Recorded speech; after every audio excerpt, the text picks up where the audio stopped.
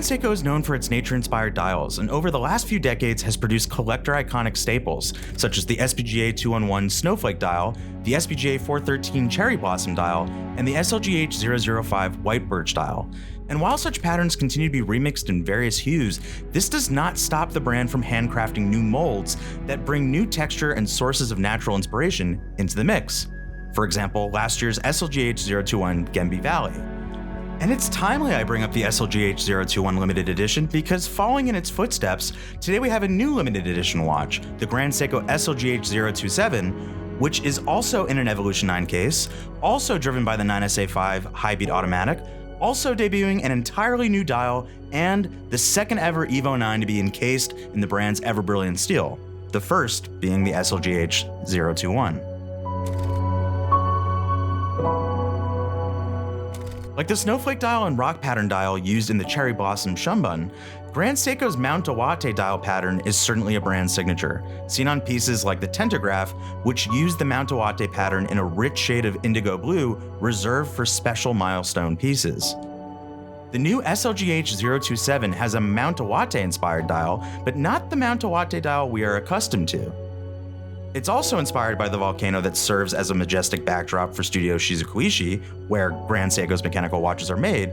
but this new Mount Iwate dial has a much more pronounced pattern, still radial in nature like the original Mount Iwate pattern, but also seemingly married with aspects of Grand Seiko's birch texture. Its icy blue color is said to be inspired by the purity of the sky and water surrounding the mountain, and the new patterned surface designed to evoke Mount Iwate's snow-covered ridges. The sportier Evolution 9 handset remains with its broad hours hand and razor-sharp minutes hand still at the center. Fittingly, considering the light blue hue of the dial, the central seconds hand has been masterfully fired blue, with the Grand Seiko name at 12 o'clock and movement disclosure text at 6 o'clock executed in a matching color. Now, you could say the date disc once again does not match the dial in its standard black on white format, but it does complement the brighter sloped outer minutes track nestled in the inner bezel. The SLGH 027's Evolution 9 case may no longer be as novel as it once was, the next-gen ushering design first debuted in 2020, but while the SLGH 027 may be the latest Evolution 9 watch in a collection that now hosts over 30 references, it is notably the second ever to be produced in the brand's ever-brilliant steel.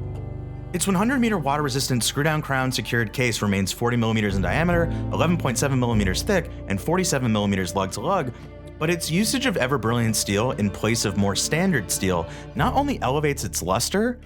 the hairline brush surfaces appearing even whiter and offering more contrast to the Zaratsu polish accents that go black under light,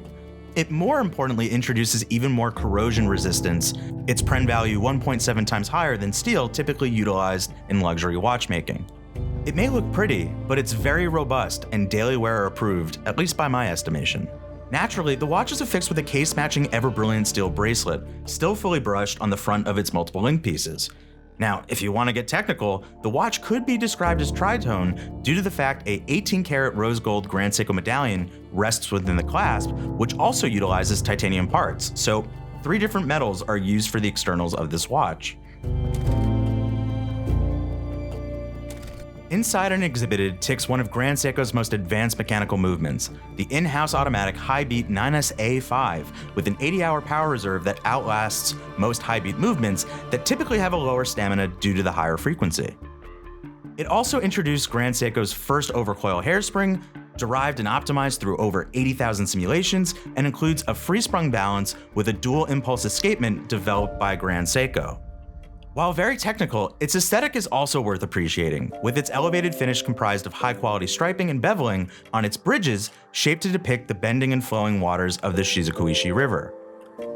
So look, I know we all have our own personal preference, but based on past debuts and the responses to them, it is safe to say many will be racing to their nearest boutique to try and secure one of the 1,200 pieces of this limited edition. But keep in mind, the watch priced at $10,500 US or 15,700 Australian dollars will not hit cases until May 2025. That being said, the news is out, so it can't hurt to cheekily inquire. With its silver blue color presenting a fresh take on a fan favorite color, a brand new dial pattern with a very three-dimensional texture, and the icy white luster of the highly corrosion-resistant Ever-Brilliant steel, bringing further cohesion between the dial, case, and bracelet. As I said before, this is a handsome, high-beat daily wearer I suspect Grand Seiko will have little issue selling to both die-hard loyalists of the brand and newcomers to the brand. But let me know what you think of this release in the comments, and while you're down there, with Watches and Wonders on the horizon, let us know what you hope to see Grand Seiko introduce at the fair. Thanks for watching, and be sure to hit that subscribe button so that you can be tuned in to all the latest watch reviews and news and other content that we're bringing to this channel. Trust me, 2025 is the year of Time and Tide video, where it's only going to get better and better. So hit that subscribe button, and make sure you hit that bell icon as well so you can actually be notified. And as always, I'll see you on the next one.